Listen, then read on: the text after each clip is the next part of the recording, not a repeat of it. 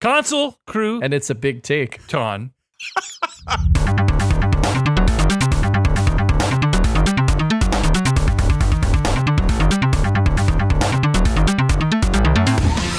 that Pokemon? Thanks, Chris. Chris cucked me. This is the Console Crusade Cutcast. My name is EJ. I'm joined by Nick, as always. I wish I wasn't. And Chris Gilly 4 is back again. He's just a rotating regular now. We have him on sometimes. We don't have him on. We're always shit-talking him either way, so it's all gravy. It is gravy, and I'm just a few steps closer to legally making that my last name. Oh, are you not official? No, the state of Louisiana does not offer you the option, as Oregon does, to change your name on the marriage certificate at no charge. I think it's something like $350 a person in Louisiana. It's less expensive in North Carolina, but I have to do all kinds of wonky shit. Like I had to get an FBI background check, a state background check, fresh copy of my birth certificate. I have to have like notarized affidavits of character from county residents. So you're telling me that me and my 9 wives would have to pay $3,500 to get our extremely long last name legalized? That maths out, Speaking of Cutcast, Jesus Christ. Console Crusade, today we are talking about Sony's State of Play and the most recent Pokemon.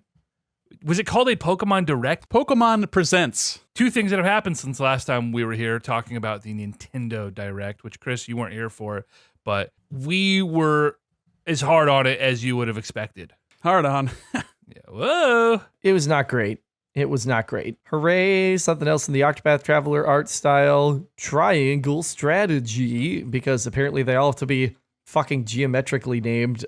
And the Mario DLC for Animal Crossing. That's going to get me off my ass to clean my island up a little bit. And looking forward to playing Skyward Sword. That was before my days as a Zelda player. I really didn't experience much of the series at all until the summer of 2016, so I have a lot of Zelda to catch up on still. I'm looking forward to playing that on the Switch. That seems like a glaring omission in your game catalog, coming from someone that I know had an SNES at the very least. Yeah, I don't know why. It just was one that I missed. I mean, missing the 64, basically the entire console generation when it was in its prime, meant that Right. I think that would have probably done it for me. If everybody was like, oh, you got to get this game. You've got to play this game.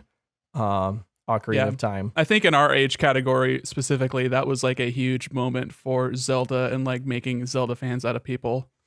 Remember me and Leaf bonding over that in particular. Well, I can't remember if it was that or if it was like the Link's Awakening game on Game Boy or what have you. But yeah, it was like Ocarina of Time was like a big deal back then. I played Link's Awakening and the Oracle games, interestingly enough. It's just console Zelda. I don't know why. Yeah. I don't know why the 3D Zelda passed me by so hard, but I'm rectifying that now, and I'm looking forward to Skyward Sword. But it was it was slim pickings. There was a lot of shit in that presentation. It didn't present very well either. Like when we talk about, in comparison, the PlayStation State of Play, they showed at least one of the same game. They showed that dodgeball game, but just what they showed was a lot more interesting, and like how they presented it was a lot better than like some weird. It was like a weird commercial in the Nintendo one, and they had like these characters that aren't actually part of the game pretending like they're playing the game, and it was like I don't know, like EJ, you brought this up, but like who was this for? Like who are you trying to sell this game to? It's like you're trying to make a game appealing to idiots or to children, because I can't tell. And then when they showed it on the State of Play, they actually showed gameplay. They had a developer talking over it, and they're like explaining the game loop, and it just like it looked more like a game that you were playing. It looked more like an actual video game as opposed to like a stupid Fortnite commercial. What I find funny about these presentations, and this goes to a point that Chris loves to make, and he's right to a degree, but expectation is the reason these things are such misses for us. And for me in particular, expectation.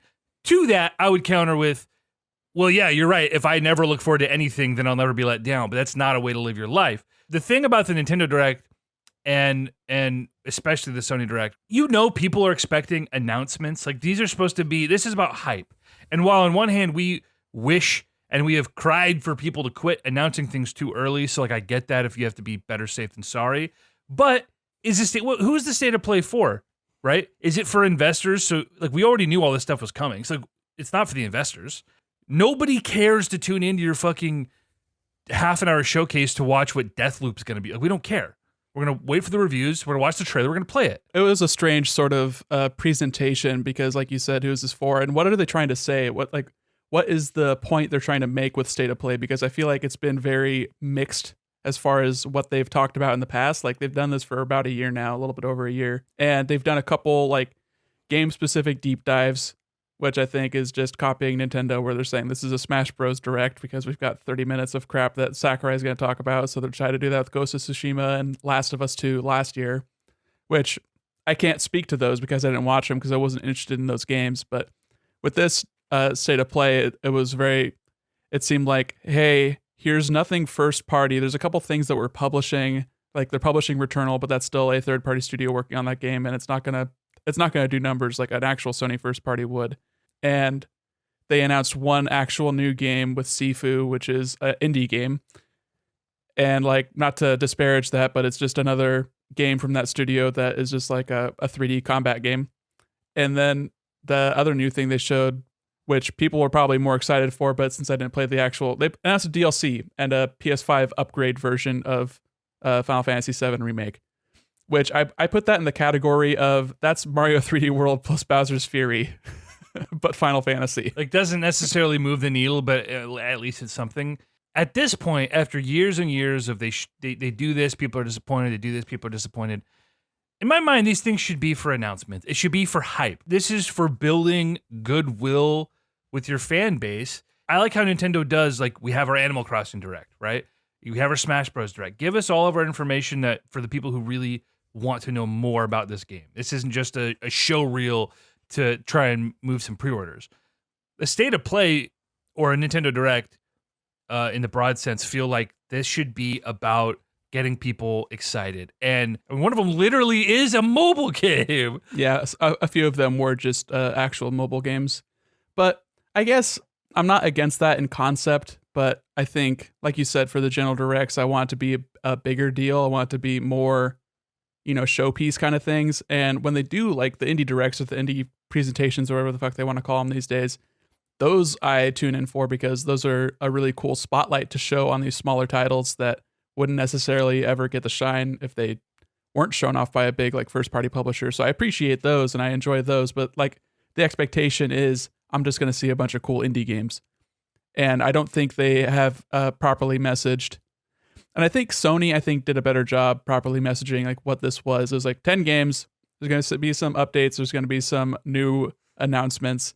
And then what else? I can't remember exactly what else they said, but I wasn't like pumped. I didn't set an alarm. I didn't wake up to watch this thing. You didn't think there'd be a God of War, reveal. No, I didn't expect any like big first party things. And if it was going to be a big first party thing, it'd be like, oh, here's a developer talking over Ratchet and Clank, which is coming out in 3 months or whatever.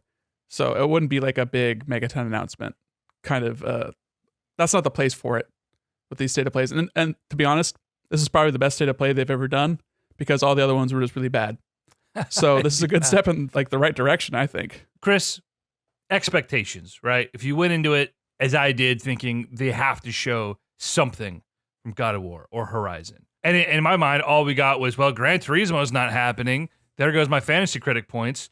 And they showed like 3 of the games that we didn't care about when last time we talked about, they showed Deathloop, they showed Returnal, they showed Bridge of Spirits, whatever that game is. And like they all look like fine games. But Chris, I think the only thing we're going to probably care about is the Final Fantasy stuff. Yeah, as expected, we're getting a PS5 upgrade of the Final Fantasy VII Remake, which is not something that's moving me to go purchase a console, but it's, a stone on that side of the scale, so to speak. Like if I already had a PS5, I would go buy this game again on PS5. It's a free upgrade for PS4 owners? It is a free upgrade. I enjoyed it enough that I still would want to own it again. And it's really complicated because there's the free upgrade, but you don't get the Yuffie DLC for free. And I don't know if they have an upgrade path that you can purchase that in addition. Also, they didn't say in the State of Play, they did say that Oddworld is a PS Plus game, like go Oddworld fans. But Final Fantasy VII is also a PS Plus game, so you're going to get that PS4 version for free, which does not come with the PS5 upgrade for free. Oh, wow. Interesting. And so what's the upgrade path on the PS Plus, PS4 version? Nobody fucking knows. There's probably a spreadsheet somewhere that explains it, but If you have the physical game, you get the upgrade. If you have purchased a digital game, you get the upgrade. You download it on PS Plus, you don't get the upgrade. and if you have the physical version of the game and the digital PS5, you're fucked. Yeah, You should have thought about that before buying the digital version of the console. that's why I don't fuck with that. That's why I don't fuck Yep. with that unless you're already doing digital. Anyway, I digress. Yeah, it's going to be airbrushed up. For me, the number one reason why I want to buy this on PS5 is Remake Part 2, whatever it may be, whenever it may come, I think is absolutely going to incorporate the decisions you made in the first game, which admittedly were minor, but did affect, some of the waifu stuff of some cutscenes down the line. And I think if I were a betting man, that stuff's going to come back around now that they're messing with fate. I think they want you to think that you have a choice, but I think in the end, they're just going to Bioshock it. Like it's going to be, the choices were an illusion all along. Fate and destiny is not in your hands. It's in Sephiroth's. Sephiroth fucked my bitch. But couldn't you totally? He did, and he will again. But can't you totally imagine though a scenario in the second game? I sound like Joe Rogan. Don't you think that? Jamie, pull that up. Oh boy. Can't you imagine in the second game that say you got the cutscene with Tifa, and those choice points between Tifa and Aerith carry over into the second game. And you get to the scene in the City of the Ancients, and if you've got cumulatively more Tifa points, she gets a fucking knife through the chest. Like I could absolutely see them doing that, and they could now because they've broken from the fabric of the first game's reality. So anyway, just on the off chance, I want to be able to carry my save data over, so I'm gonna buy it on PS5 when I have a PS5. Well, it's only going to be out on PS5 also. I think Sony wants to lock down that partnership with Square Enix. Right. And the DLC, a Yuffie chapter, my fucking favorite character from Final Fantasy VII. Yeah, a bit of like a prequel to her introduction in the original game because you don't meet her till after Midgar and back then. So kind of cool that you get to see her hanging out with her homies. Got a new character going on. Got some weird bullshit from before Crisis or Crisis Core. I can't remember. I saw a breakdown showing that dude with the big anime hair looking like Goku. His name is literally like Weiss the Pale or something. I think that's Crisis Core. But that is a great segue to the mobile game. Well, yeah, and it's funny that you were talking about like, oh, it's a fucking mobile game. It looks a lot better than what you initially, if you just said, oh, they're doing a Final Fantasy VII remake, but a different remake, but only on mobile, then that doesn't exactly lead you to be like, oh man, yeah, I totally believe in Square Enix and their mobile offerings. Oh, 100%. And the thing that I think people are missing is that it is not just the Final Fantasy VII remake. You can play through the entire compilation of Final Fantasy VII on this game. You can play through the events of Dirge of Cerberus. You can play through the events of Advent Children. You can play through the events of Before Crisis, which was a phone game in Japan in the early 2000s that was never localized here. It makes a lot of sense because of the, I can't remember if this was confirmed or just people said it and it just sort of became reality, but the whole thing with like the Final Fantasy, that quadrilogy they did in the mid 2000s was, it was Advent Children, Before Crisis, Crisis Core, and Dirge of Cerberus, which is AC, BC, CC, DC, and now we have EC to wrap it all up. So it's just like, Final Fantasy and like their people in charge of naming stuff, they love to just have a nice little stroke, and this was their final little push. The Dirge to wrap it all up of Cerberus. Yeah, a dearth of Cerberus. Good bit. The Dirge of Cerberus is probably the most ridiculous, ostentatious fucking thing the Dirge of Cerberus. It's amazing. Yeah, all that for a third-person shooter on the PSP. That's amazing. Gotta name my album Dirge of Cerberus.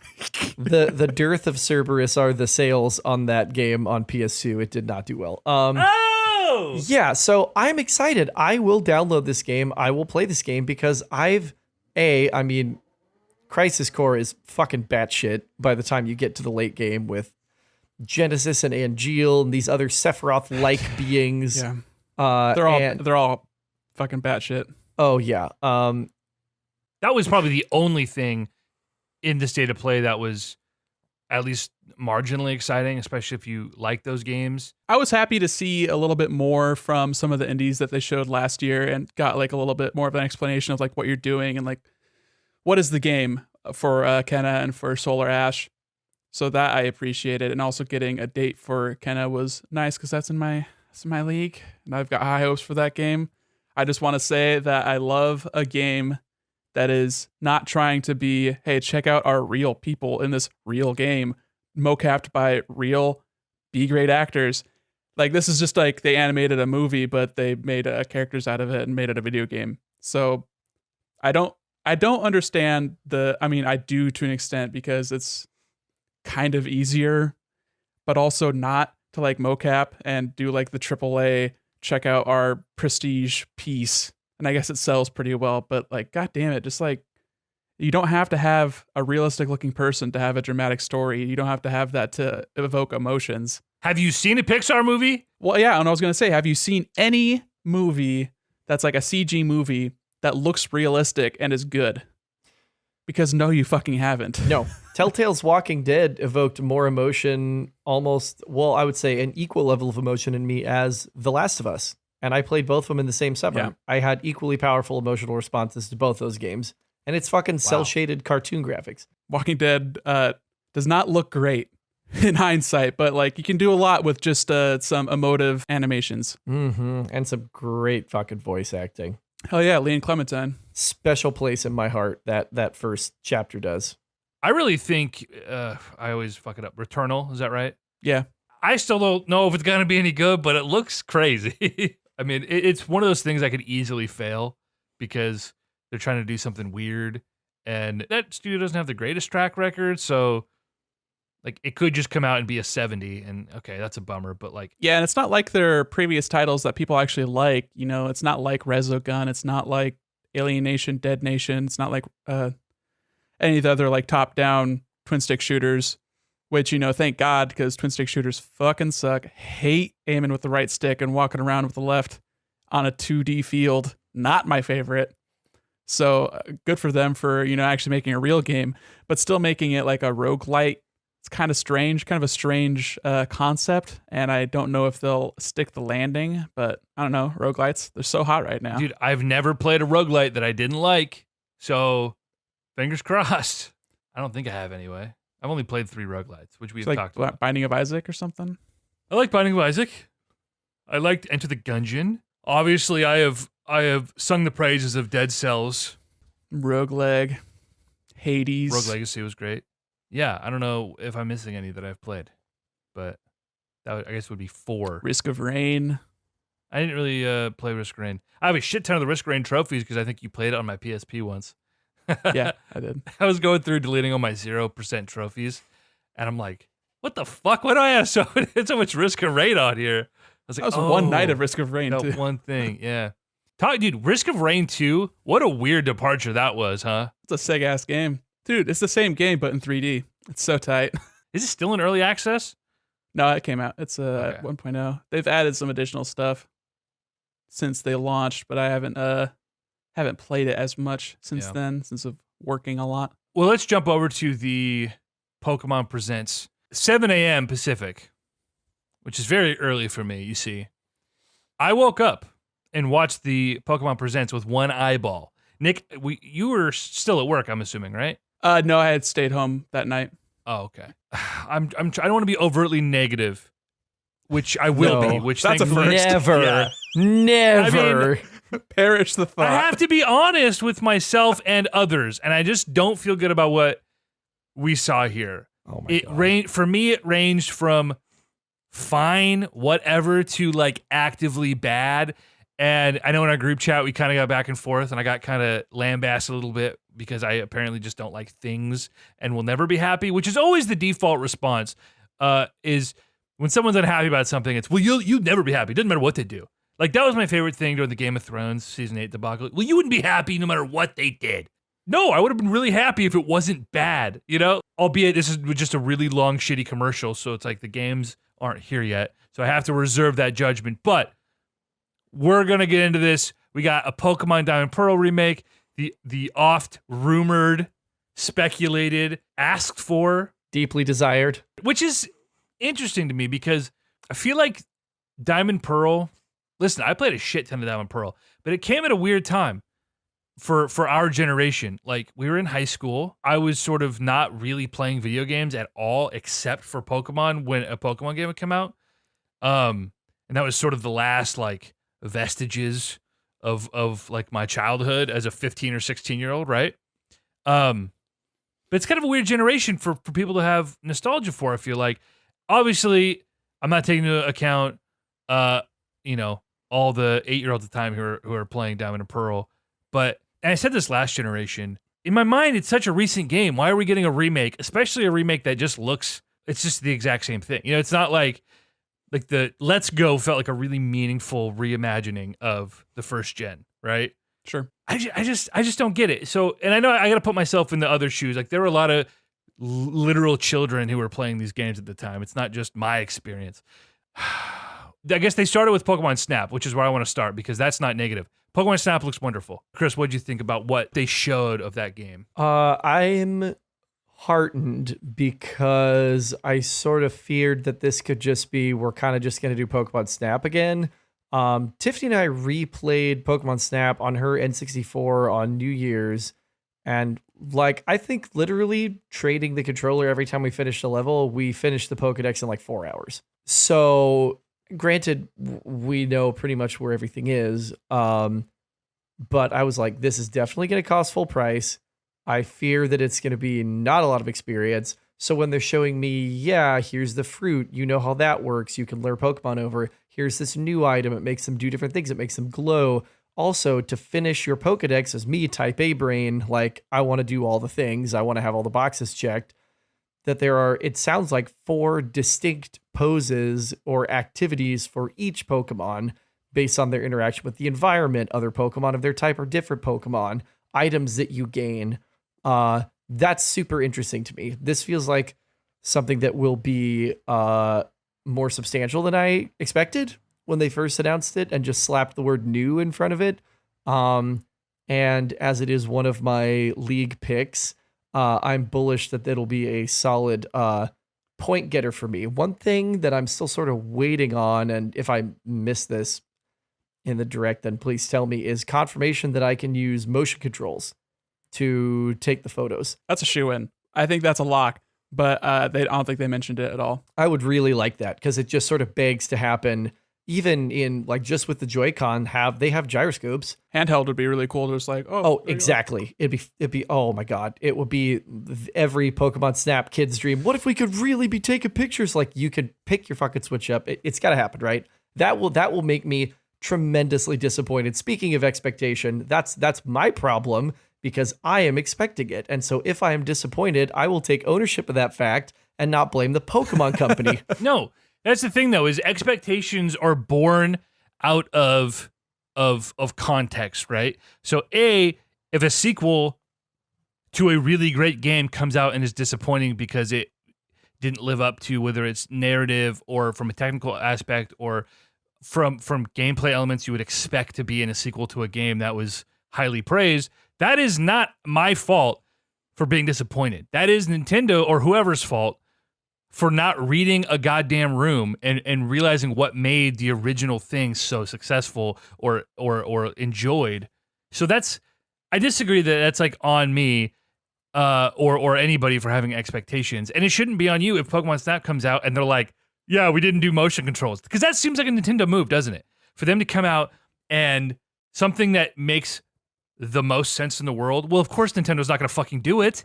And they'll have some dumb reason as to why they didn't include motion controls, right? Yeah, it would be very out of character because they love to force motion controls into games that don't need it. They really do. Like in Mario Odyssey. They would come out and say, well, the reason we didn't add a D-pad to the Joy-Con was because it would confuse people. Our idiot customers would be confused if there was a D-pad on the Joy-Con. Dude, you're still hung up on that, but they still won't fix the actual, joystick. I think that's a higher concern. It is. That's a lawsuit. But it's the idea that Nintendo just doesn't do things that make sense and they do things that don't make sense. They could come out and say, well, we have exciting new mobile titles in the work that will take advantage of altered reality. look forward to that, but this is a console game. Like, that's something that they would do because it's dumb and doesn't make sense. So anyway, with that, Chris, would you be wrong for being disappointed by that? No, you wouldn't be. That would be Nintendo's fucking fault. I'm not talking about the overall quality of the game. I'm talking about like expectation for very specific things. You're right. If I expect Pokemon Snap to come out and give me a blowjob, I'm going to be disappointed, and that's my fault. But if I expect Pokemon Snap to come out and just be like a good game that implements the features we had in the first game, That's Nintendo's fault. yeah, and we will talk about Pokemon Diamond and Pearl, and I'm sure we'll argue about that, and that's fine. But yeah, you're right. This game looks good, and as a fellow Type A in certain regards, I am always compelled to complete the thing, right? I want to do everything there is to do. I usually lose motivation for that. For example, God of War, which I just beat, I got really hyped on doing the platinum now that the world's opened up to me and I don't feel so gated. I lost interest in that after 2 days of trying to do it, right? It's just too much. Of course. But a game like this where, all right, I'm going to go through a familiar setting, really bite-sized levels. I know what I'm looking for, right? Like you said, there's only a limited number of alternate poses. It's hopefully not going to be arcane. We're going to kind of know what you're looking for, and now it just comes to like execution, right? That's wonderful. This is a game that will likely get 100%ed. Yeah, and I'm interested to see the different like biomes with like different weather and stuff, and seeing this location at night, that kind of thing. I like seeing locations change, and that's something the original game obviously didn't do because it was an N64 game, but it was cool. The first game was cool because you got to see these characters in an environment and like exist in a reality that wasn't just, oh, I walked into a Pokemon in tall grass and the screen flashed and I'm fighting this thing now. It was a really unique and like novel way to experience this world that you only really got with the anime, which I think that was like a main reason why people got so attached to these characters. It was not the game that did it. It was the anime. It was the movies. It was the trading cards. It was like this multimedia blitz. So I love that they're bringing it back, and it looks really good. And like, you can't please anyone, especially not the Pokemon community. But personally, I think this game looks really appealing. I can't believe it took as long as it did, and I can't believe that they didn't make it a mobile title. That actually shocks me. Very surprising. I'm not necessarily complaining. I honestly don't know how much of a fucking Pokemon game I'd play walking around, snapping pictures. Like in Pokemon Go, they have that altered reality, right? I mean, I barely touch Pokemon Go. I certainly wouldn't walk around trying to do Pokemon Snap in public. Like that just seems like a step too far. I want my traditional console experience. So this looks great. Yeah, and criticize Pokemon Company all you want, but I think they've done an actually pretty good job of separating their console experiences from, or handheld console in regards to that as well, from their mobile titles. I feel like a lot of their mobile titles have been very spin-off. Like you get your Trozei, your Magikarp jump stuff. You get like the cutesy little time wasters, and then you have your multi-hour sort of experiences actually on like a real system. And I don't know if that's Nintendo being like, hey, don't put your good games on mobile, or if that's Pokemon Company like knowing where their audience is. But either way, I appreciate that distinction. After Pokemon Snap, we got the big reveal. I think it's Brilliant Diamond and Shining Pearl. Is that correct? BDSP? Yeah, Brilliant Diamond, Shining Pearl.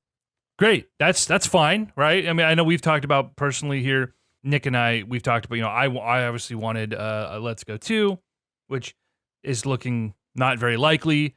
I know the guy who directed that game. Wasn't that his last Pokemon game? He's retired now, right? I can't remember who directed it. I might be misremembering this. Well, Junichi Masuda directed it. Yeah, and he's doing the Brilliant Diamond Shining Pearl because he directed those games originally when they came out on DS. Okay, but he's like overseeing it, right? He's directing it, but Game Freak isn't doing it. This was given to Ilka. What have they done in the past? They're like a gun for hire. They do like support work. They like helped out with like Dragon Quest 11 and like a little bit of help with Nier Automata, but like they're definitely more of a hired gun kind of studio. I think on surface level, people see that and they get a little worried, but like look at what Panic Button's done on the Switch. They have worked magic. They're a port studio. That's a little bit different. I mean, is it? Yeah, because they didn't help make the game. They just helped put it somewhere else. Think about like a Mercury Steam. Like nobody knew anything about that studio, and they, I think, have made one of the best 2D Metroid titles by remaking Samus Returns. Yeah, but they weren't a support studio. I guess that's more relevant in this conversation because that was headed up by one of the main dudes that was like the producer / director of previous Metroid titles, working with Mercury Steam, a third-party publisher, and that's similar to what Pokemon Company is doing by giving Junichi Masuda, who's still at Game Freak, I believe, and is now directing this game with a smaller company that is probably just like hungry and ready to work. But as far as like support studios go, you think of games like or studios like 1UP Studio that has worked on like every Mario title for the past like 15 years, but they're not the main guys working on it. They're like, helping out with like, I'm assuming playtesting and like maybe just like asset work, stuff like that. They're not the ones that are in charge of making decisions. They're just sort of like, hey, we need more staff, and instead of hiring more people, we're going to have another studio help out with this. This was very reminiscent to me of the Ruby Sapphire port reveal.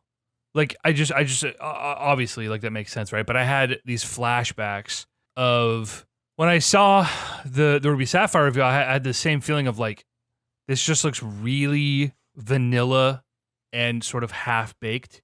And part of it is Pokemon has relied so much on nostalgia, right? And to not stay relevant, that's silly. Like Pokemon's the highest grossing franchise ever. They're on top of the fucking world. And I know they have like a unique problem too, is because they release these generations of things and things are so segmented and they're always having to do something new. It was especially as far as creating new Pokemon and stuff. But like their fan base is so segmented, which is, I'm sure there are other franchises that are like this.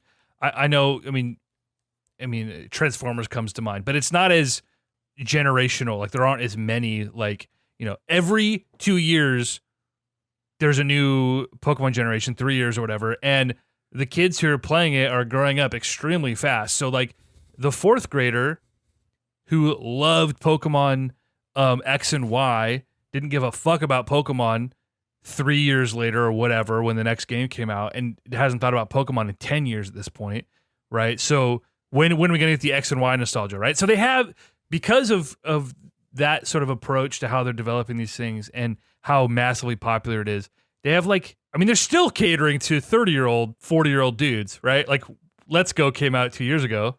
That's, a generation that you would think, well, these people aren't playing video games anymore. Like our fan base is, they were born in 2010, right? So I acknowledge that that's difficult to make everybody happy, okay? All that to say. I get that, and I don't begrudge Pokemon Company for doing things like, when I see Pokemon Snap, I don't want to see last generation Pokemon, right? I just want the first two. I'm not going to be mad because I couldn't even name them. Who's Scorbunny, right? Like, I'm not going to be mad about that. I don't care about that. I think it's a dumb design, whatever, but like, some kid somewhere loves that, and it's the new exciting thing, and okay, that is what it is. If they're going to play to the nostalgia, I wish it didn't feel so lazy. And Nick, you said something last time about Nintendo in general. I know Pokemon and Nintendo are different companies, but their whole model is based on nostalgia, but they can't give it all to you. They have to just give you just enough to keep you coming back and like wishing they would do a little bit more, Yeah. They can't do it all. They can't do it right at once. It's kind of this long con. When I see this, my first thought is, okay, this looks like a shitty mobile game. Like, this is ugly. And we've had this argument too about Pokemon games have never really looked that good, especially compared to the contemporaries. I think Let's Go was the nicest looking Pokemon game, which Chris, you and I talked about last time, but they've really never moved the needle. To me, it's not that Pokemon games have never looked great, because I think they kind of have their own art style and charm that comes from that. And Let's Go certainly was the best, to me, the most like fully realized Pokemon world ever, even though it was a joke of a game in terms of any challenge whatsoever. But it was absolutely unbelievably immersive and gorgeous. It's that I just don't think that that's what needs to happen. I don't agree that it looks like a mobile game unless it's a pretty potent mobile game. I don't know that I see a mobile game that could do what they're going to be able to probably do with their battle animations that would be able to pass muster. I kind of like that the overworld is more old-timey looking, and I don't know, I guess Pokemon Company has always been a company that looks forwards and backwards at the same time.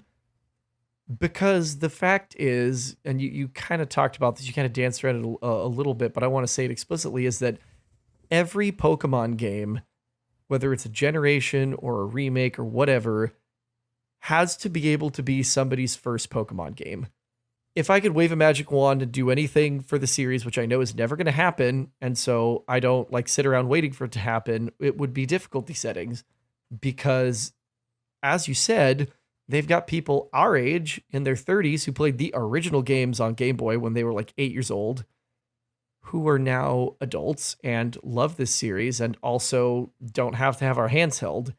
And replaying Blue when it launched on Virtual Console on the 3DS, I was like, oh, these games have never been hard. They've never been hard, ever. We just remember them being hard. And so every game has to be somebody's first Pokemon game. And they want to get people who are in the Switch infrastructure, who maybe played Let's Go, who maybe played Sword and Shield, to be able to play Pokemon titles that maybe they weren't even born when they came out. I mean, there are 12, 13, almost 14-year-olds who, it came out in 2007, who literally never existed. Quick fun fact, this is the longest period of time between a game's original launch and its remake. Whoa. This is a 15-year gap. 15 years. Omega Ruby Alpha Sapphire was, let me see, it was 2014 to 2002, so that's 12 years. Heart Gold Soul Silver was 2009 to 1999, so that's 10 years. And then Fire Red Leaf Green was 2004 to 96, so that was 8 years. Wow. People have been waiting for it, right? Because it's the next one in the series. And for me, it occupies kind of a weird space too. It was so interesting that you said that, EJ, because I didn't play Gen 4 until after I played Gen 5. It just was this like non-space. So I'm kind of eager to... High school. Yeah, I'm kind of eager to get back to that and to see what that's like. And again, I don't need a mainline Pokemon game to push the graphical capabilities of the Switch. That's not what's going to make it interesting for me. Let's Go didn't push the Switch by any means, but it was a safe sort of design, but it was well realized. It was beautiful. This just looks cheap. It definitely needs a pass on lighting. I think that that would make a big difference. I think the palette is a little bit weak in this game. It's overly saturated without enough like interesting lighting effects on display.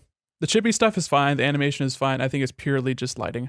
I thought it was an insult when people said that it's basically just a Link's Awakening. That's an insult to a truly gorgeous game. Yeah, no, the materials work going on in Link's Awakening was truly fantastic, and they do not have that sort of stuff on display here.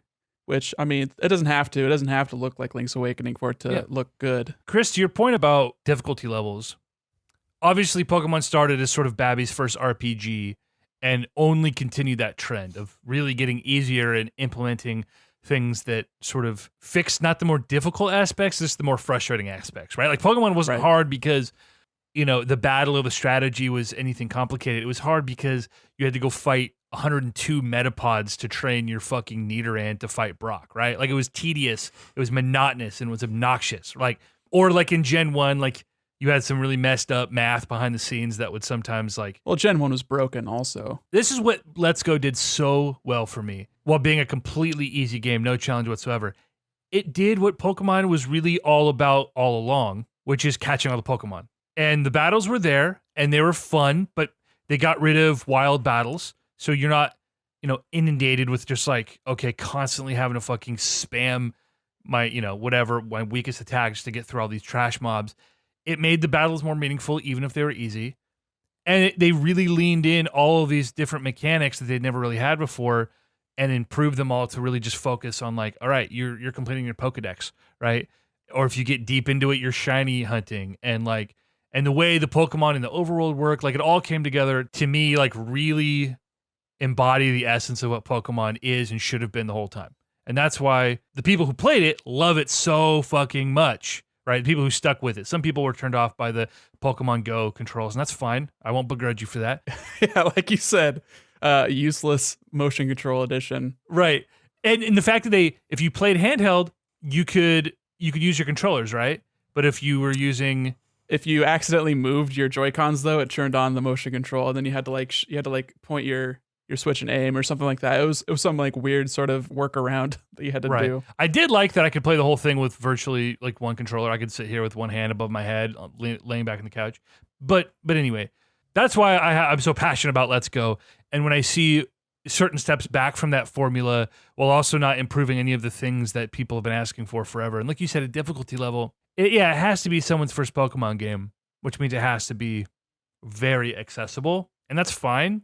The battles and the challenge were never, I don't want my Pokemon games to be hard, you know? When they introduced the experience share that just gave your entire party experience for catching Pokemon, dude, that was the best thing for a player like me who just wants to get in, build a really like fun, unique party and catch as many Pokemon as possible. That's amazing.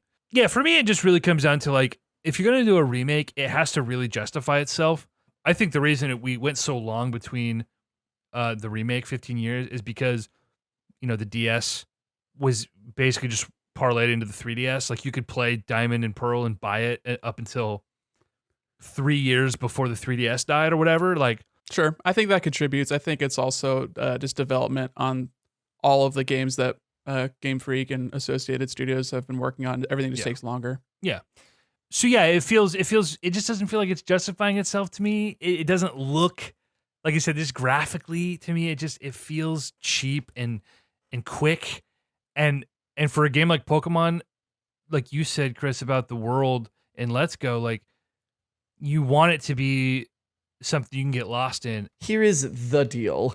The deal is you need to accept that Let's Go is a spinoff and you're never going to get a second one.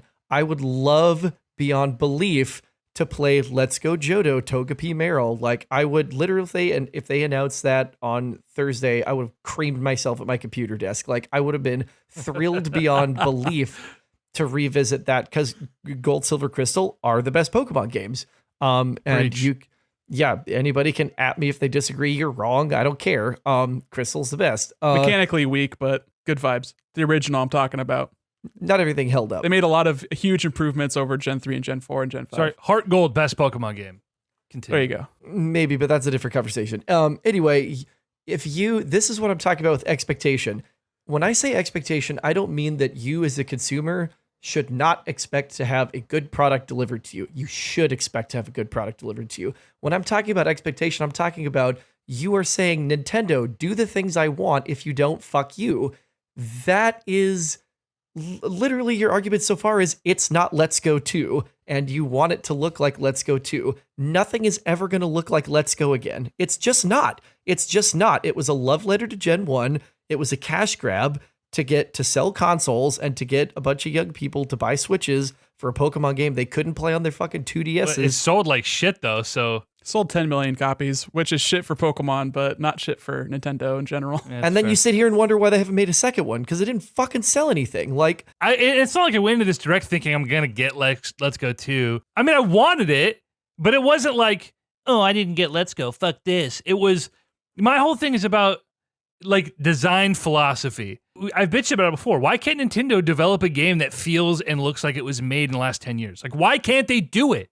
Context matters, and everyone grew up around them. So now the same old bullshit from Nintendo or from Pokemon Company is not as impactful as it was 10 years ago or 20 years ago. But because they can just churn out quick, easy, boring shit and know it's going to sell because Pokemon is so prolific, it's the reason we get like weird, shitty fucking Mario Olympic Sonic spin-off games. Like, fucking no one cares, but it's Mario's. But what I would counter that with is because I don't know if Pokemon in general is for us anymore. And I think, yeah, I know you're not happy about that because you want it to be for you because you loved it when you were younger. And it's disappointing to see something that you loved not be for you anymore.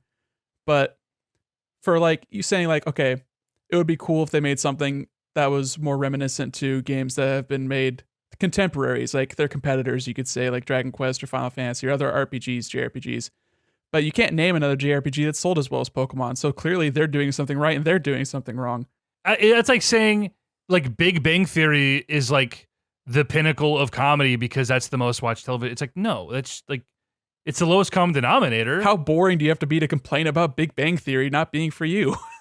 Well, but imagine if that was your favorite company who just churned out hit after hit, and then they just did Big Bang Theory for 12 straight years. And you're like, what happened to my favorite production house or director or whatever, right? So like, I think the analogy the Pokemon's stands. never changed. You've changed. Imagine having attachment to a company that literally only cares about your money. That's what I would say to that. I mean, I don't have an attachment to the company. I have an attachment to liking things that I want to like. It's funny, like I look at something like Animal Crossing, and I got really into New Leaf, right? But there were so many quality of life things that you just think to yourself, how could they not figure this out? And then going into New Leaf, New Horizons, thank you. I was so worried about this too. I complained about this for months. I'm like, oh, I don't, I'm so worried. Dude, they did it. They fixed all these things. And it still has its own idiosyncrasies, and there's like some stuff that you hope they're going to fix down the line. But you're like, oh my God, this is a modern Animal Crossing game. They did it.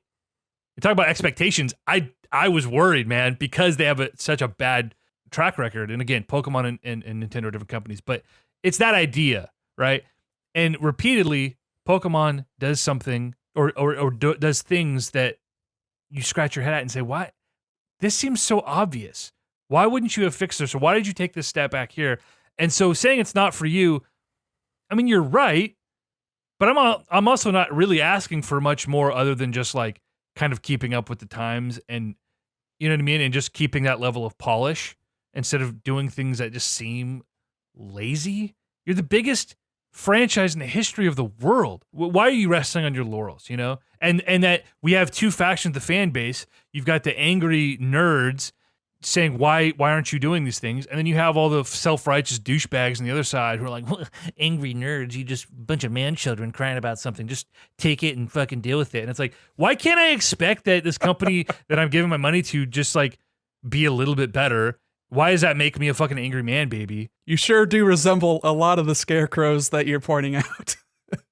I'm not like banging on Masuda's door being like, I will end your family. It's tough. I think talking about expectations and franchises and thinking something looks bad and thinking something looks good, it's like a strange sort of conversation to have, because I look at what they showed of the Shining, the BDSM remakes or whatever. I'm in. And I don't think it looks bad. I think it looks cute. I think it looks Same. nice. I think the lighting can be improved. I think that the character models all look fine. I think the battle system being like the character models that they've been using forever, that's fine. Like, I think it's strange. Like, I agree. It's not what I would have expected. If you said, okay, they're doing a Diamond and Pearl remake, I would have expected maybe not Sword and Shield, like the way you move around, but every time they've done a remake, they've taken that generation of game and sort of copy pasted the old game into that style. Like, that's what they did with Fire Red, Leaf Green, looking like Ruby Sapphire. It's what they did with Heart Gold, Soul Silver, looking like Diamond and Pearl. It's what they did with all these games. So it's strange, I agree, that they took a more like one-to-one approach with like the tiling and the size of your character in the overworld. But I don't think that's a bad thing. I think if anything, that's more true to the original than their other remakes have been. And not like true to the original, like looking exactly like it, but just sort of like evoking that same sort of sense of scale. This is why I didn't like Ruby and Sapphire, is because it was just X and Y with this world that I vaguely remembered. So I think Right. that keeping this sort of 2.5D overworld approach is actually going to do a lot for like people who don't remember those old games, sort of being a little more evocative of. I think they chose that because they're also making another game in Sinnoh. And I think that's a good time to transition into the next thing they showed, because I think it's also a very strange but ballsy choice for them to go with Sinnoh of all places. Like, I don't know if that's the game, like that's the location that they're just really itching to show off. Like, the obvious choice would be Kanto, because Red and Blue sold the most. I think the most people have nostalgia for that game. And like you said, EJ, they love to trade in nostalgia, and that would have been the safe choice. But I think it's cool that they're going with Sinnoh, which is this sort of like origin story, because they're going really far in the past. They're making this sort of change up into the system. They're not relying on the, hey, you have to fight 8 gym leaders and go to the Elite Four and do your Champions Road bullshit. So I think just from a concept stage, it's way more interesting with Legends Arceus that they're doing the thing that everybody's asked them for. Everyone and their mom has asked for an open world Pokemon game. I'm not in that group. I'm not the one who asked for this. So this is just me purely looking at what they showed. Chris is pointing to himself vigorously. He wants this. But I think it's interesting. They haven't shown enough for me to be like sold on this, but what they have shown is a extremely un-Game Freak like Game Freak, where they're doing something new. They're doing something different. They're taking a step outside of their comfort zone. I guess you could say they tried a little bit with Sword and Shield with the wild area to mixed results. I mean, critically, it did well. It sold very well, but you can't appease the haters, especially when you're just scrolling through comments on Twitter or scrolling through comments on YouTube, because the nastiest shit always rises to the top, and everyone who's mad about something, that's the thing that gets clicks. That's content is king, and the content is hate, and the hate rises to the top. But I think from what they showed of Legends, which is a Breath of the Wild, basically visual and like presentation Pokemon, I think that has much more. That's a much more interesting thing that they could have done than just do Gen 10 or Gen 11 or whatever gen they're on right now. I agree with that. And let me bitch about this for a second, because Chris, I want you to convince me otherwise, because I have a feeling we're on two different sides of this. I don't want anyone to convince anyone of anything. I just want everyone to just chill out and relax a little bit. I want new things, right? But I want it to make sense. I want it to be done well. When I saw this, I mean, I'll start by saying I was also not one of those people who's calling for like Breath of the Wild Pokemon. Like, I think there's a lot you can do with a more traditional approach to Pokemon. If Sony was letting someone develop it under their umbrella, right, in some alternate reality. I also think people look at this from sort of a surface perspective and aren't realizing what sort of pitfalls come with that.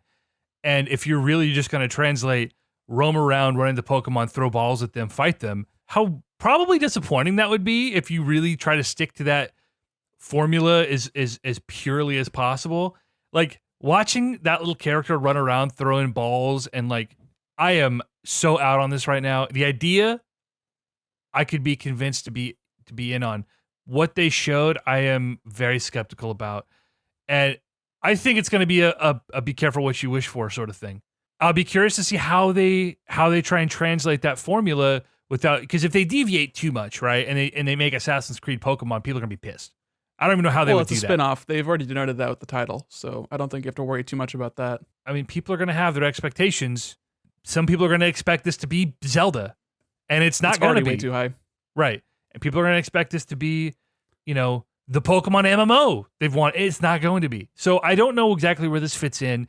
What they showed has me very nervous, and I thought was conceptually that's fine, but I thought what was in front of me was disappointing.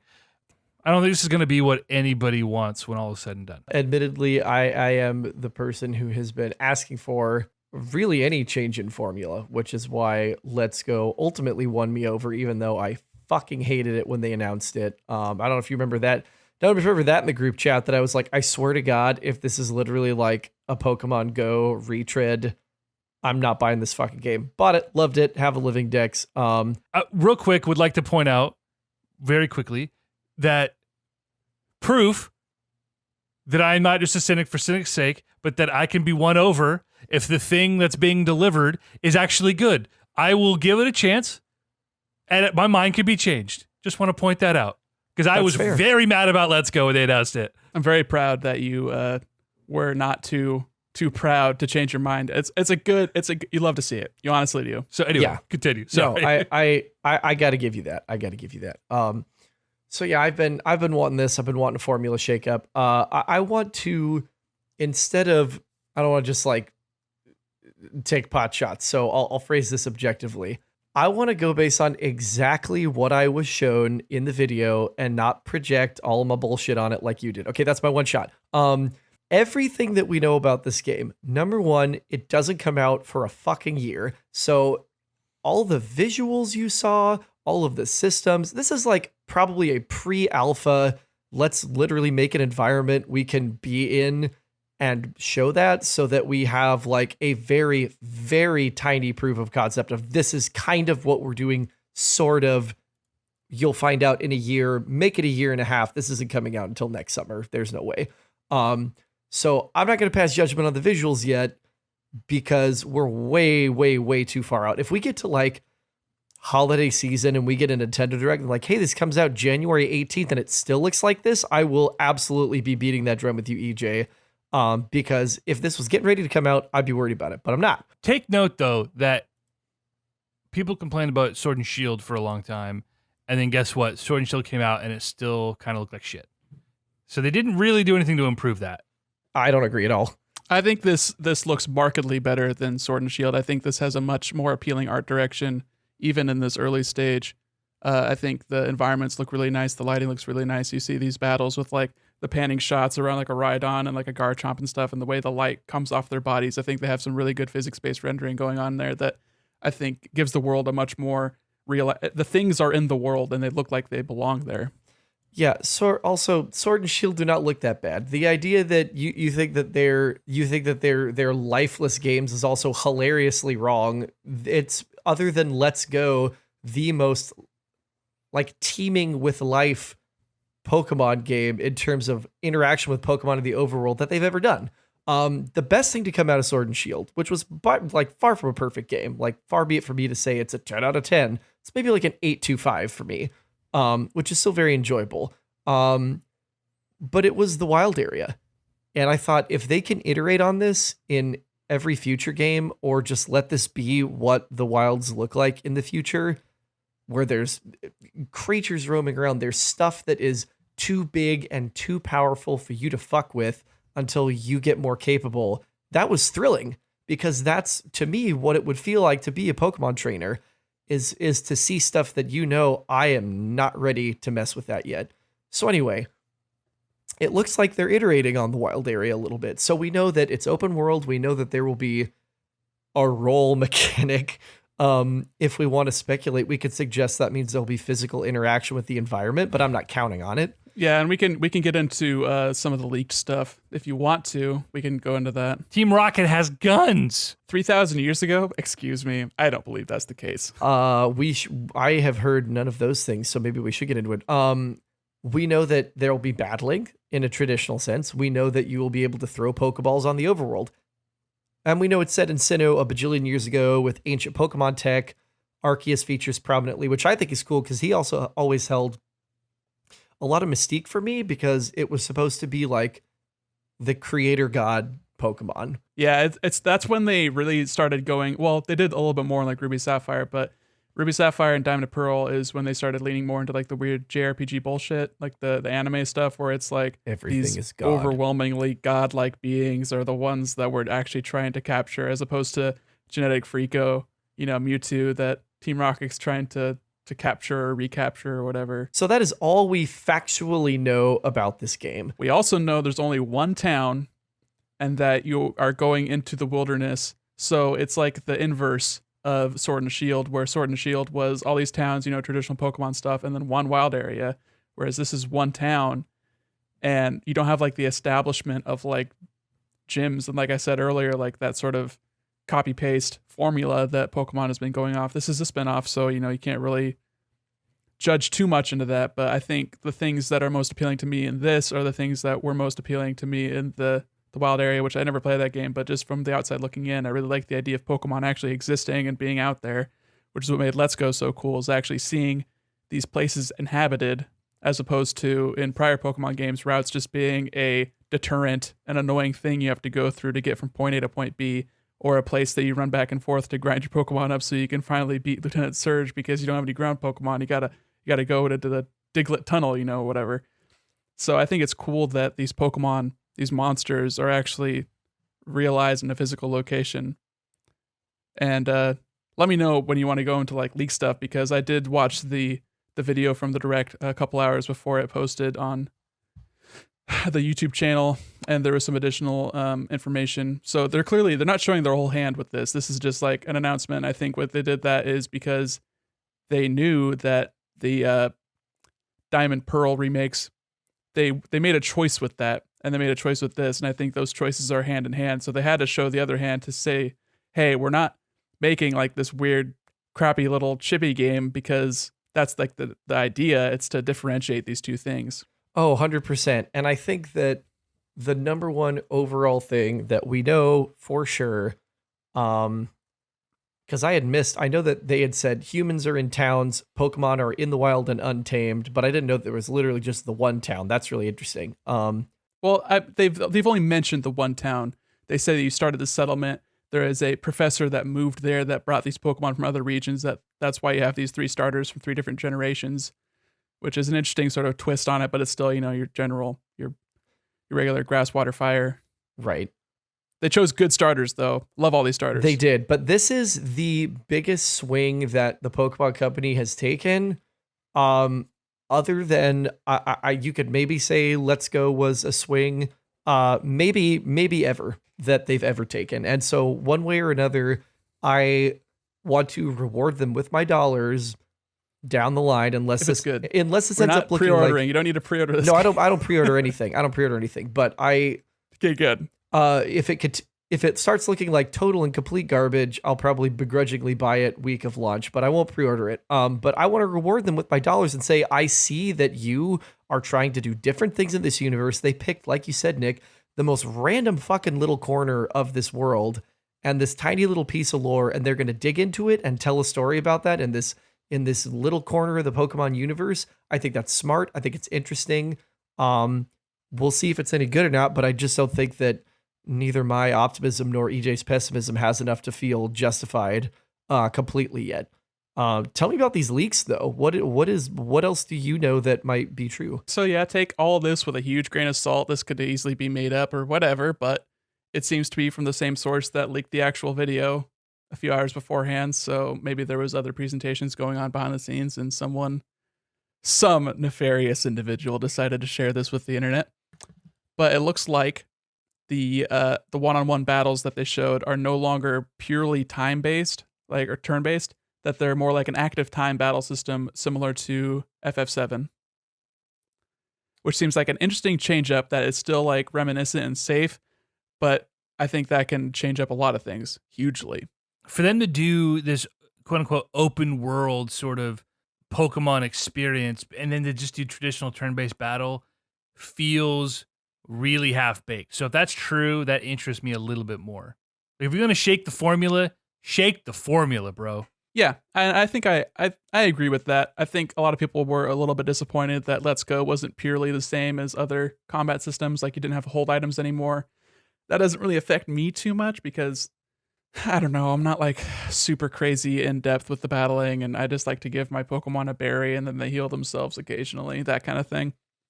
Other stuff is there's some change with like HP where combat, it says in this Pokemon League, combats are now energy based.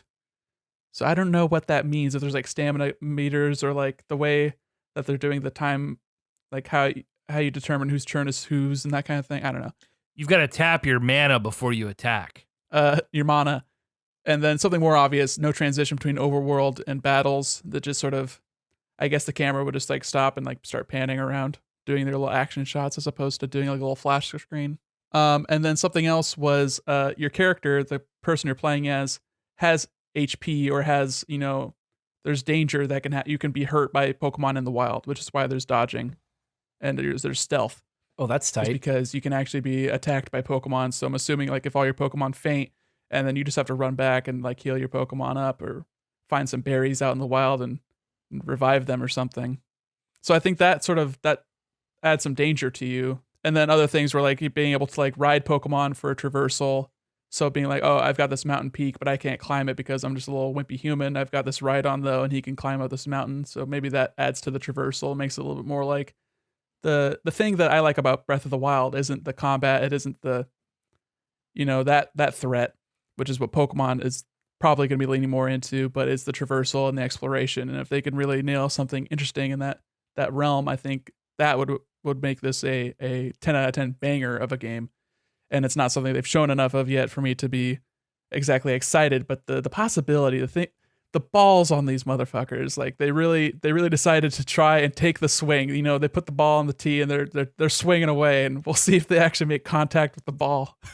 I would be skeptical that we're going to be able to have more than one party Pokemon, especially if it's energy based and if they're doing like active time. It wouldn't surprise me terribly if it's an HP on Pokemon restores after battle kind of situation, because I'm looking at that like ancient ass Pokeball that looks like it's carved out of wood with a metal lock, and I'm going, So tight, love it. it's so sick. I need that shit like now on my desk. I love alternate Pokeballs so much. When they started adding those and like the Apricorn stuff and Gold and Silver, that was so cool. I love that shit, man. Big fucking mood. Yeah, man. Oh, I gotta have that. I bet it's on Etsy already. Somebody's making them.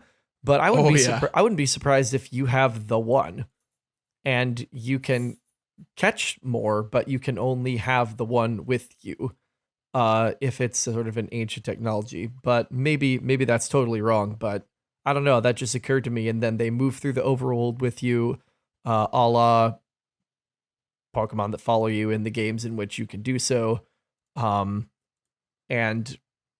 that would make a lot of sense. I love the idea. Oh my God, if this was true, of the partner of you being able to take damage from Pokemon. That's bothered me forever, for fucking ever, that these like death machines of creatures just don't touch the trainers ever, and they only battle the Pokemon. Right. And I'm like, no, if I was like face to face with a fucking Scyther and I have, I don't know, like a Pidgey, that Scyther's gonna blow right past the Pidgey and try to take my fucking head off with those claw arms. Like, absolutely not. That would be fantastic if true. Hey man, Safari Zone, you could chuck rocks at those bitches in Gen 1. Oh yeah. Could you feed them? Yeah, you could throw food or throw rocks. And there's like an invisible bar of hatred and like that you're trying to get them in the range of to catch them. You guys both make some good points that has me thinking about this. And a lot of this is like devil's advocate, me just trying to project positivity and like what they could do that would be amazing. Yeah. But they're not exactly expectations because they haven't shown enough to me for me to have expectations. They've just sort of tingled me a little bit. They're tickling me. They're trying to say, hey, we can do something cool. And I hope that they do. Talk about expectations that I hope end up disappointing me is that I expect Nintendo / Pokemon to continually let me down. So that'd be great if that expectation could be shattered this time around. I will say, like, yeah, Diamond and Pearl feels more like a chore. Like, I have to try this out to give it a shot. Like, I want to revisit that because I played Diamond, Pearl, and Platinum. I played those games like 3 years in a row, 3 years of high school. That was a large portion of 3 years. Doesn't sound like a lot, but like every year of high school, it's like sophomore, junior, and senior year, I played through those games. Like, right. That's pretty much the only games I played for like a very important chunk of my life. So like, I want to revisit that and just like see what it's like, right? You guys have made some points that seem very interesting about what this game could be, and I should not let my cynicism get me down too soon. Well, I think it's fair to expect maybe somebody who has let you down in the past to maybe let you down again. Right. Sure. I don't disagree. It's also reasonable to look at what the possibilities could be. However, you want to talk about expectation being the enemy of joy or whatever. Perfect is the enemy of good. That's also true. Yeah. People are already running wild with these expectations. Oh yeah, and that's unhealthy. Like, I think what Chris and I were talking about as being like, here's what they showed us, here's what we know, here's what might be true, and here's like what we hope for. I think it's good to have those categorized and like understand where they live in your head and not let them get the better of you, because that's where people get mad, and it's weird to get mad about a product being announced. I really hope to play a game by one of these companies that really stands on its own and not through the lens of Nintendo and or Pokemon. And we've talked about the Breath of the Wild thing, where Breath of the Wild did a few things very uniquely and one or two things really well.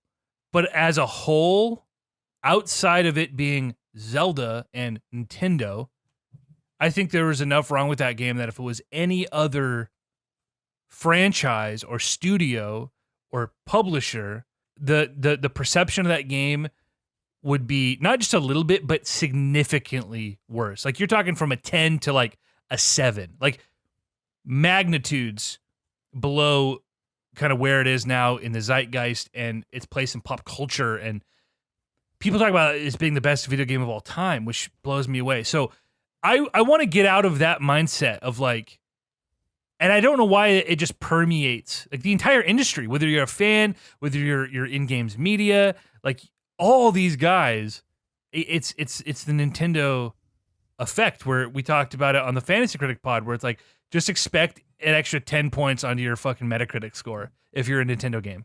And I want to get away from that. I don't want to look at it through that lens of like, well, it's fine for a Pokemon game. Like, can we just look at this as like, it's good for a game? But Pokemon games are good. Sometimes. Name a mainline Pokemon game that's been lower than an 8.5. I don't know how to quantify that. I will say Black and White and Sword and Shield remain the only 2 Pokemon games I have never beat. So I don't know if that gives you an insight into my tastes or how, I don't know, how those games, you know. I think nerd media in general has suffered to people believing that opinions are objective and they weaponize score numbers to begin with. Like, I think it's funny. It's in like a fantasy critic kind of sense because, yeah, you say Nintendo gets the Nintendo bump on like OpenCritic, but you know, I could name like 5 websites that have the word Nintendo in the title, so they're obviously going to be scoring those games higher because that's what they score, you know? So aggregates are completely fake and weird anyway. So I just hate that anytime we talk about these things, they have to come with a caveat, right? No one's ever like, well, for a Ubisoft game, this really boring open world formula is still working fine. Like, nobody does that. They come out and they say, dude, this new Assassin's Creed game was really shitty. What does Ubisoft do? They go back to the drawing board for 3 years and they reinvent the franchise and they come back with a game that people want to play, right? Like, I don't want there to be this caveat of, well, for Nintendo, for Pokemon, it's like, and when we reward that, that's when you perpetuate this fucking endless cycle of mediocrity. If you don't demand better, and that means voting with your wallet.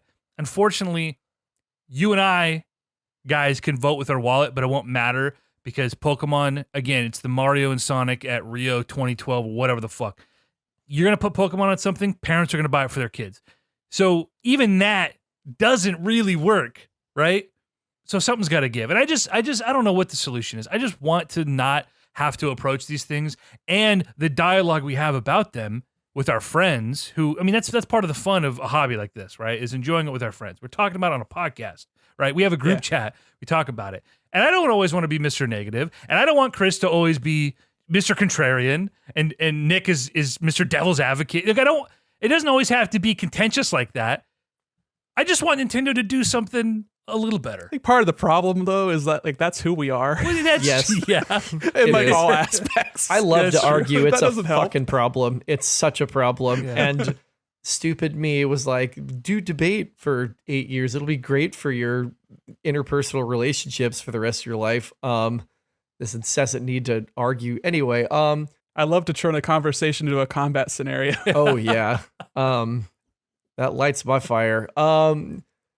I don't think it's a caveat to compare a game and a franchise to the bar that the franchise has set.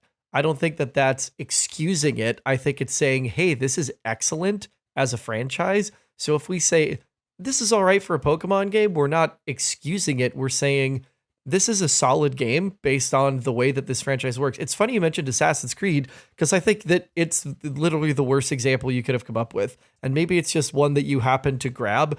But people have literally been clamoring for Assassin's Creed to get back to being fucking Assassin's Creed for like 10 years. Each one they make that's not Assassin's Creed sells better though. And it still gets screamed at on the internet. But like people looked at Origins and were like, this isn't Assassin's Creed anymore. You can't insta-kill people with the Hidden Blade. They looked at Odyssey and were like, they're not even assassins anymore. Why are we doing this? And then got back to Valhalla and were like, hey guys, guess what? You're going to be able to kill people in one hit with the Hidden Blade again. But they've iterated. If you put that skill in your skill tree. If you put it in your skill tree, that's totally fucking useless. Thank you for shattering that illusion forever, Nick. I will never be able to unsee a skill tree for the useless piece of shit that it is, unless they do it well. You're welcome. Anyway, we're going to talk about I got 2 points here, but we're going to talk about God. We're going to do a God of War pod in the next month. I don't agree that the skill tree in that game is completely useless. There were some really interesting things. It's a pretty small tree. It is. To be fair. It is. I will say about the Assassin's Creed thing, I think, yeah, there's always a subset of fans who aren't going to be happy. Like that is true. They're the Gen 1ers of the Assassin's Creed fan base. And listen, Assassin's Creed was on a very clear upward trajectory for 7 years. 5 years. Yeah, a long time. Yeah. Since 2. Right. They really iterated on every game and made some really interesting stuff. And I think that culminated in Black Flag, I think is It's my favorite Assassin's Creed game, but I think probably the best one as far as the traditional formula goes. But what happened was everybody was mad that Assassin's Creed felt old, and they compared it to The Witcher. So what did Assassin's Creed do? They went back to the drawing board, and they took some cues from the goddamn Witcher, which kind of set a bar for sort of modern third-person action-adventure RPGs. They came back and said, all right, here's Assassin's Creed Witcher.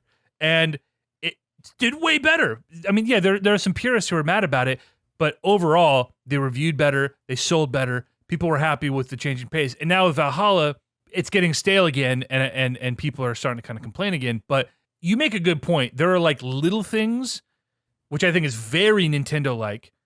Like, people weren't criticizing the skill tree, the RPG elements, the open world. They're like, oh, I can't insta-kill with my blade. Like, what a small thing to be mad about, but an important thing to be mad about. That like Ubisoft, why would you exclude the thing that makes an assassin an assassin? That has like no impact on the game. Why would you get rid of it? You know, so it seems it's a double-edged sword of like, nerds are mad about nothing. Ubisoft, what the fuck are you doing? You know? So I think it's a great analogy for the Pokemon thing. And I need someone to come along and be the Witcher to Pokemon's Assassin's Creed. Like, I need that to happen. So they're forced. But again, every Pokemon game sells massively and better than the previous generation. So what incentive do they have to really do anything? They have none. They don't care about the people on Twitter. And there is literally no comparable game to Pokemon. There is no creature collecting game that has ever been even remotely as good, that has had the staying power. And now at this point, if you tried, you're just going to get called a Pokemon clone. Oh, yeah. Oh, and it's happened throughout the decades. Yeah. But yeah, you know, you're right. And so that's why I really am just bitching here. You know, I hope and pray to the video game gods for something better. And it's logically not there. It's not coming. But there's also a reason I think Nintendo has a much worse history as far as like, we talked about last pod about like their declining sales numbers for decades really, and sort of the public perception of Nintendo, I think ebbs and flows much more dramatically than it does for a Sony or a Microsoft. Maybe Microsoft's a bad example because they dropped the shit pretty hard the last couple of years, but I think there's a lot more ebb and flow there just in general, just because they do things differently, and sometimes that's good and sometimes it's really, really not great. So I don't know. I'm just talking about it. I don't want to not like things. I've said that before. I don't want to not like things, you know? And that's why when I gave Let's Go a chance, I was very happy that I was wrong, you know? And yeah, I think that was that was probably one of the like maybe 4 or 5 games in the past 3 years that I've heard you just sing the praises of and not have just like a huge but in your description of your time. It's like that and Spider-Man and like Dead Cells kinda, but you fell off that train super hard. Like it's in rare company. I will concede to Chris that the expectations affect how a game sticks with me, right? So like when I have zero expectations for a game, it's a lot easier for me to not think about its flaws, right? But yeah. And I think it's reasonable if I'm playing some, you know, playing a thing like Dead Cells. Like if Dead Cells was developed by some major company and I had played the prior 7 Dead Cells, it's different than like some little rinky-dink indie game that came out of nowhere to surprise people, right? So I think they're weighed on a different scale. Something like Animal Crossing, like, is there any doubt that New Horizons is the best Animal Crossing game? Yes. I mean, there's doubt in the community, but not like from me. Like, I think it's my favorite, but I don't know if it's the best. I mean, it depends on like what you're looking for in the game. Like, are you looking for the game that you experienced on GameCube? Because if you're looking for Ocarina of Time, you're not going to like Breath of the Wild that much. But if you're looking for, I mean, it's like you said, expectations. So different people will have different expectations based on their history with a product. Like if you are a, you know, original trilogy purist, then of course the prequel trilogies were a slap in the face. But if you were a kid when the prequel trilogies came out and you could forgive them a little bit more, then maybe they don't hurt so much on rewatch. You know, it's just like, oh, this is a campy, weird little thing. Like everything that you come into, it's what you bring with you into the conversation. That is true to a point. As far as your prequel analogy, you could also like be like a reasonable person and say, I love these as kids and really enjoyed them, but they're not good movies. Like that, you could be in the middle without being a filthy centrist. All right, okay, like it's possible to be there and both things actually be true, not just being afraid of the confrontation of the thing. I loved the prequels as a kid. I loved them. They are very I didn't bad. want to turn this into a Star Wars conversation. we that won't. was just a easy, low-hanging fruit of conversational sort of if this then that metaphor. But it's funny about the games, like you said, the games that really grab me that I have no complaints about is because I didn't have expectations for them. So that I think is Or Horizon. You really loved Horizon also. Yeah, I loved Horizon, and that was coming off of all of the Zelda, hullabaloo. What was the last franchise entry or sequel that you really latched onto? I love Miles Morales. Does that count? I love Miles Morales. Kinda. Yeah, that I really latched onto as far as the sequel goes. I didn't like Last of Us 2 as much as I liked it as much as the first one, but for very different reasons. I mean, Let's Go doesn't really count because it's kind of a spin-off / remake. Yeah, I'd have to think about it. Nothing. Yeah, Let's Go is in a weird camp where it's, it's the same place, it's the same thing, but like your verbs, like what you're doing are wildly different. I didn't play an Elder Scrolls game before Skyrim. Yeah, that's something I'll think about this week. I am curious though. We're doing some therapy for you with your, because I don't think you have. I want to be on the record here. I know Chris gives you a lot of shit about having wild expectations and not like owning up to it, but I think being able to separate yourself from your expectations is healthy in like the way you evaluate things and the way you get excited for things, but it shouldn't be like the main thing that you're sticking to when you're trying to enjoy something or trying to experience something. Like you're not eating your meal thinking about, oh, this wasn't as good as yesterday's meal, Right. You're just trying to eat your food and like have a good time. Yeah, the thing is that's a perfect way to describe it, Nick.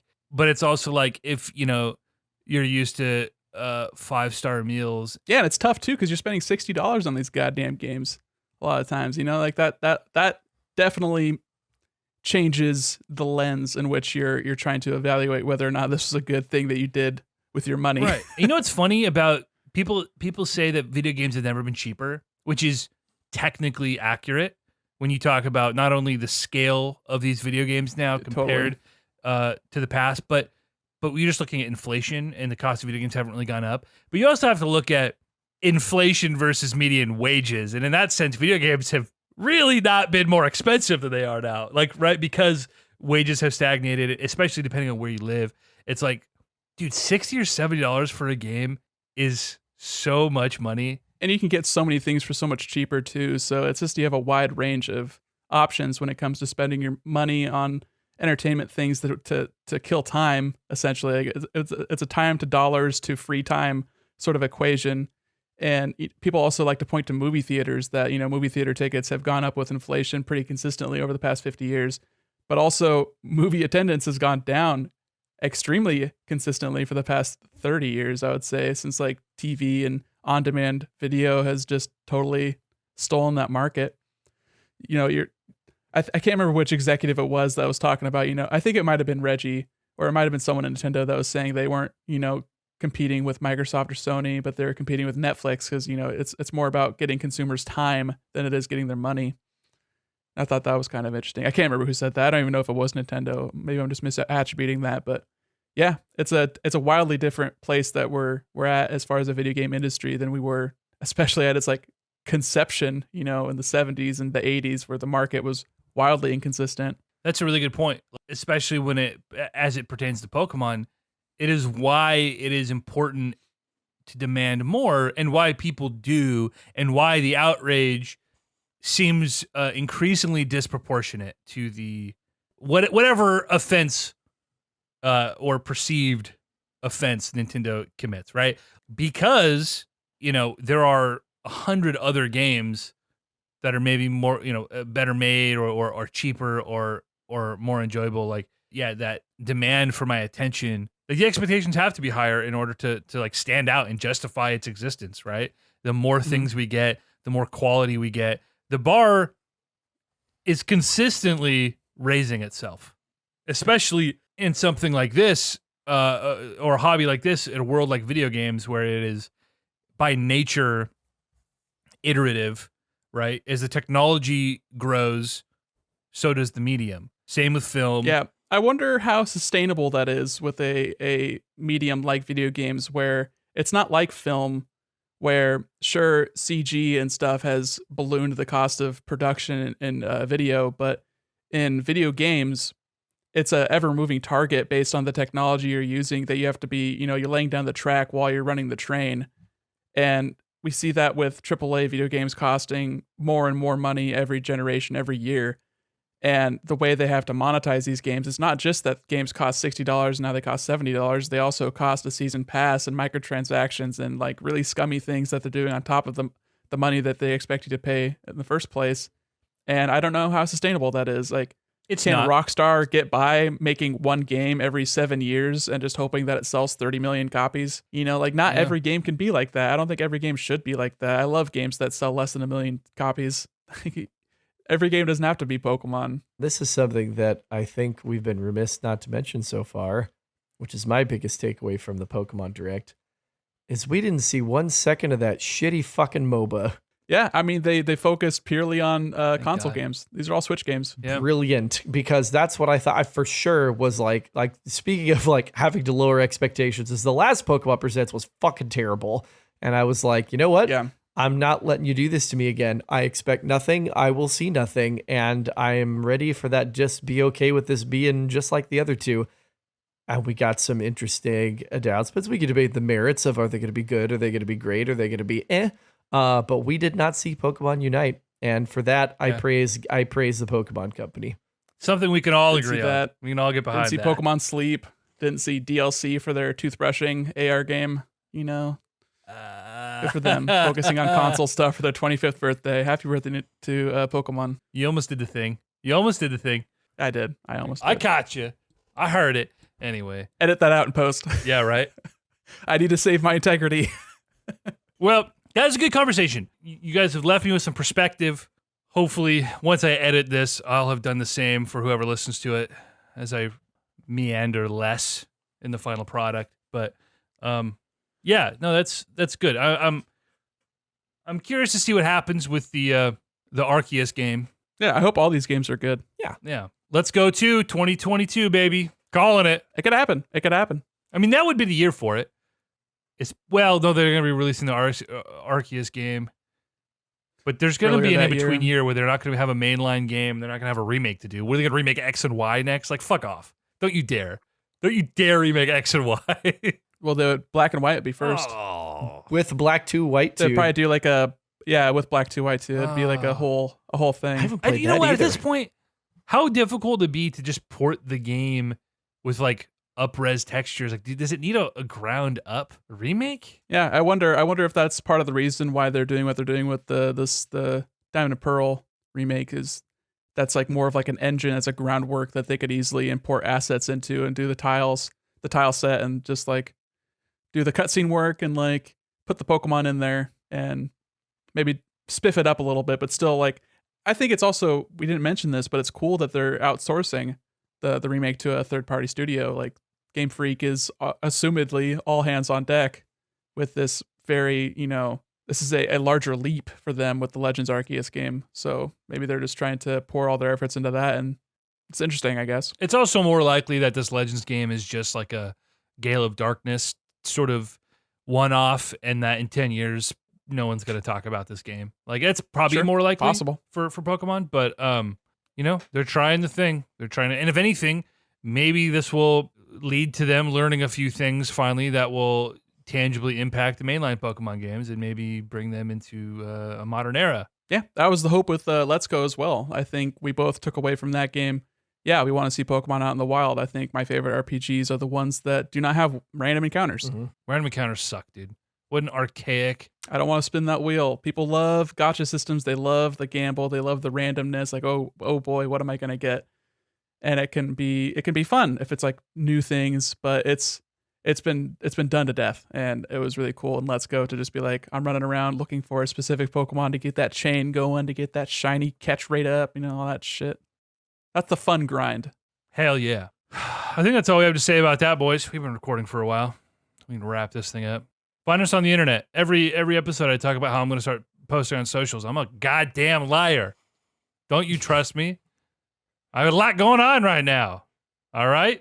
EJ is a fugly slut. Yes. Do not trust. Yes, this is true. Trust no bitch. If you email us, we will read it. This much is true. What's the email? I always forget it. Feedback at consolecrusade.com. Feedback at Console Crusade. Or email. I mean, I can make any number of emails for that shit. whatever you want. Easy. Whatever you want. Or add us on Twitter, console_crusade. You can find us on Facebook. We're everywhere. Find us. If you say something, we'll see it. See something, say something. That's right. Console Crusade.